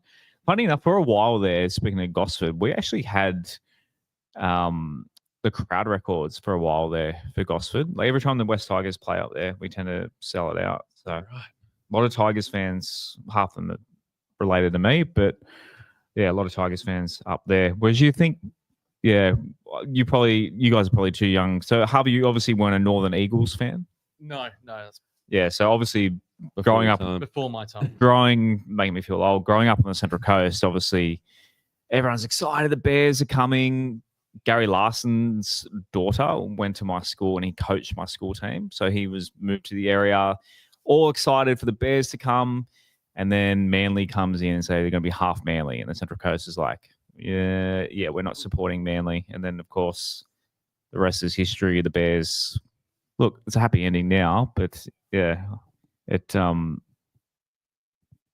was James Bracey for one weird is a really times. happy man now.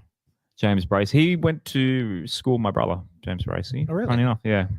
Everyone on the coast, there's like, we're just all You just know everyone. 6 degrees of separation up on the Central Coast. But moving on to, what do we got left? You didn't Stats really man. talk the rest of us about our game.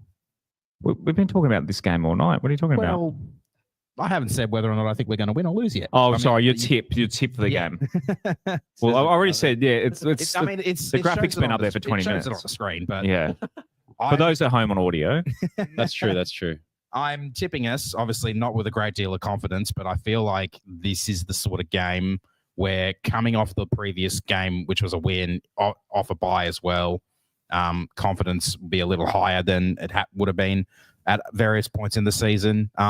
If we get the same sort of performance from our halves that we got against the Dogs, maybe in similar conditions, maybe in better conditions, if our forwards can lay the platform and we don't have to rely too much on our bench, because I feel like if our bench is on at the same time as Manly's bench, for the most part, they're going to have a really good crack at getting over the top of us in that time, because their bench, I think, is considerably better.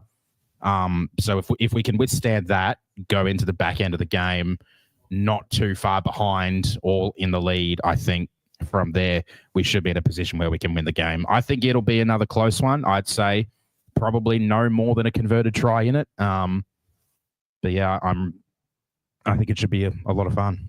a lot of fun. Hopefully. You put the mocker on it. What could possibly go wrong? Yeah.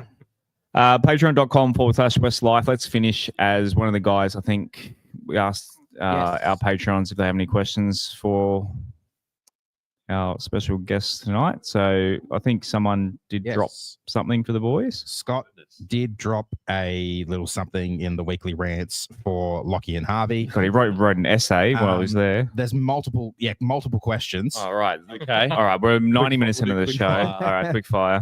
Do you think the 6 again has had its day, and should it be just an additional tackle instead of a full set, or any other possibilities? I don't mind how it works right now.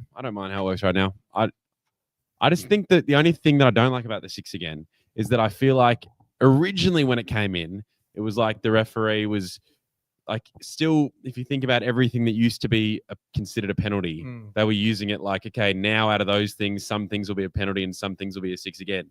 But now I feel like all the things that would have been a penalty before are still a penalty now, but then they've added like even more minor infringements that never would have been a penalty are now considered 6 agains. So you actually end up with more overall penalties and like more arguments. Yeah, more arguments and more input from the referee. I think it's made the game harder to referee, and we need to work to make it easier to ref so it's more consistent. They just have to make too many decisions. I reckon 2 referees. Got to bring back 2 referees. The other thing I think it does is it gives refs a lot more control over a game, because it's oftentimes it looks and feels like they're being very selective about when they award set restarts, because they could do it almost every set, first or second tackle.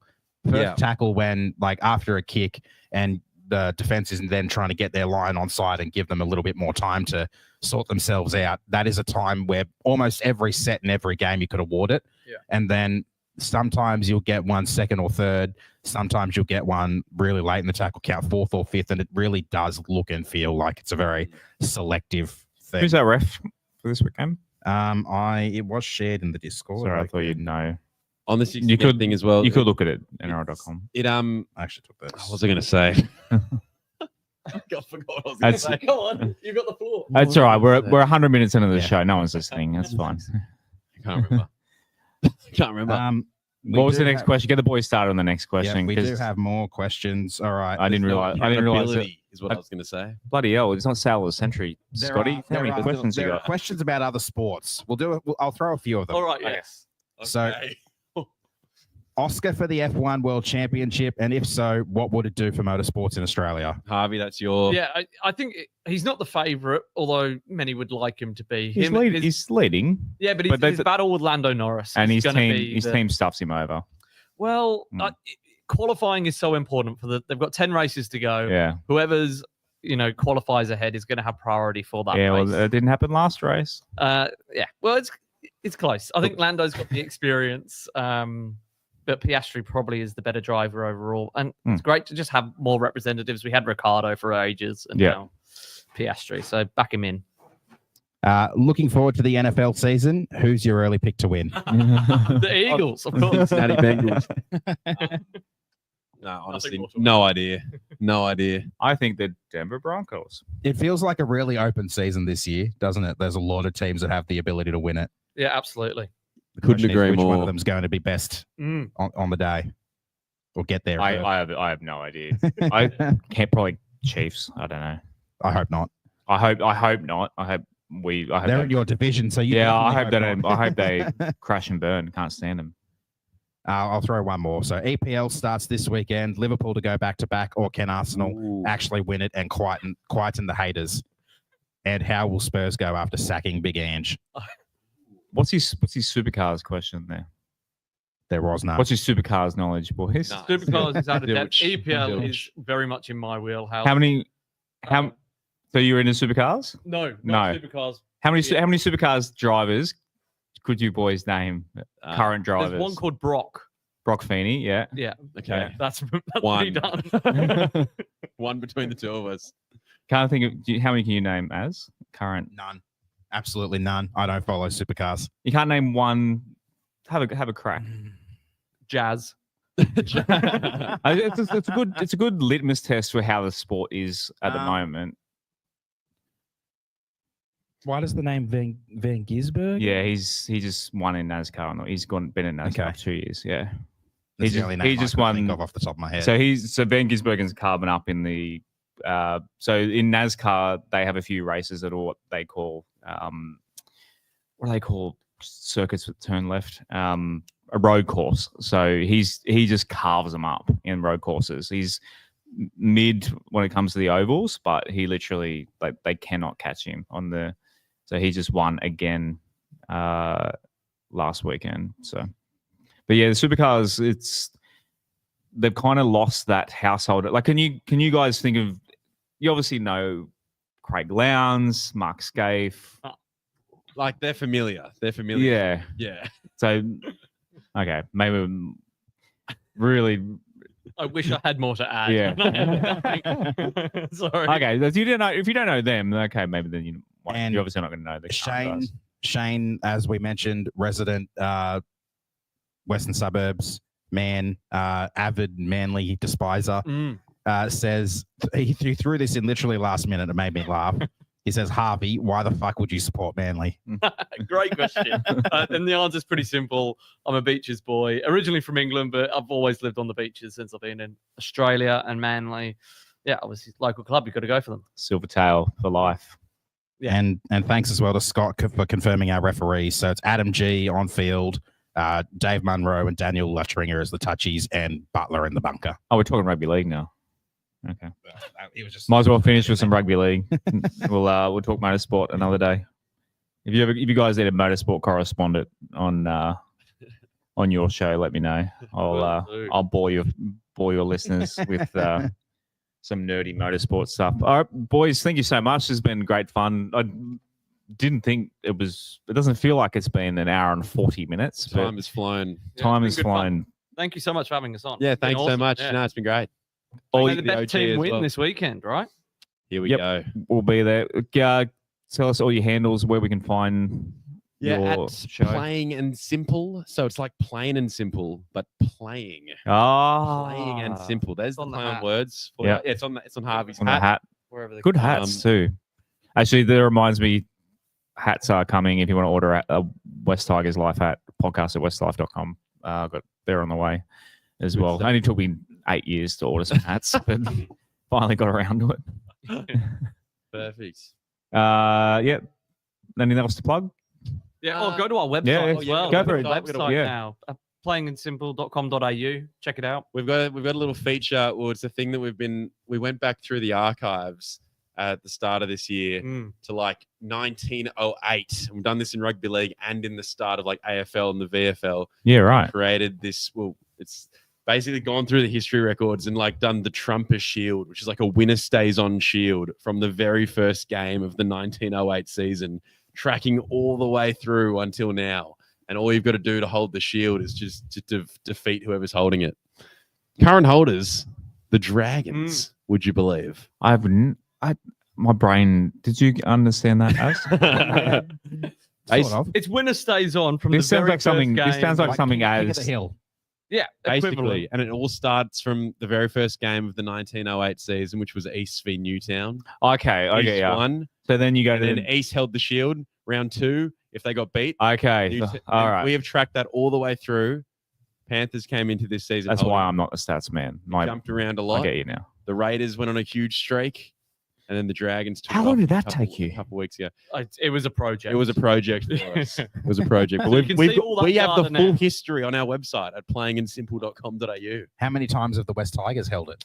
The West Tigers, I think we've had a total, in terms of wins with the Shield, it's probably what, 12 or 13 or something? So you did this with AFL as well. Yeah, we've done it with We've AFL. done it with AFL. Who's the Uh, current AFL holder? Western Bulldogs. Okay. They've got it. Yeah. Swans Swans- had it for a We period. held it this year, but actually over in the corner of the pub here, as a pre-podcast warm-up, we were playing some pool, and you've got a picture up there of the Balmain 1915 Premiership undefeated winning. winning side. They held the Trumper Shield that entire year. Went on one of the biggest Oh, 'cause they runs. I were- think it's yeah. That team has the third longest streak in Yeah. the history of the Trumper I Shield. assume the Dragons. Dragons in the 50s, Yeah. and Roosters in the 30s. Yeah, that's Yeah, the there only you go. two with a longer Trumper Shield streak. Not the Bulldogs in the 80s? Nah. They may have had a long win streak All it in takes the is, comp, yeah. but not necessarily holding the shield. Sometimes you go on a streak and you don't even play the It's- team that has the shield. It's like a rabbit hole of. It is. Yeah. It's rugby league nerdism at its finest. So Well, go check it out. Go check it out if you've got a spare 8 days to read that. But yeah, everyone else will see you Sunday night. No Adele show this week. Yeah, we'll have to say farewell to Adele for a little bit, but that show's on a hiatus. So we'll work out if anyone's got an idea for Sunday night show, what you want us to do. I guess we'll talk about the rugby league some more. Maybe I don't know. We'll start our own. What do you call it? The Trumper Shield. As we'll start from the first Balmain v West game or something and go from there. But yeah, thank you everyone for joining us. Thank you Orange Grove Hotel, and as always, Go the Tigers. Lachie, you're supposed to say go the Tigers. Go the Tigers. Sorry, I was. Thanks for listening to West Tigers Life Podcast. What a great show. Love that Rob Bichara. Check out all their episodes and content at westtigers.com.au. What great content. Watch Coach's Report with Otto live by joining patreon.com/WestsLife. What a great deal. Join their Discord as well. Wow, fantastic. Please grab that subscribe button by the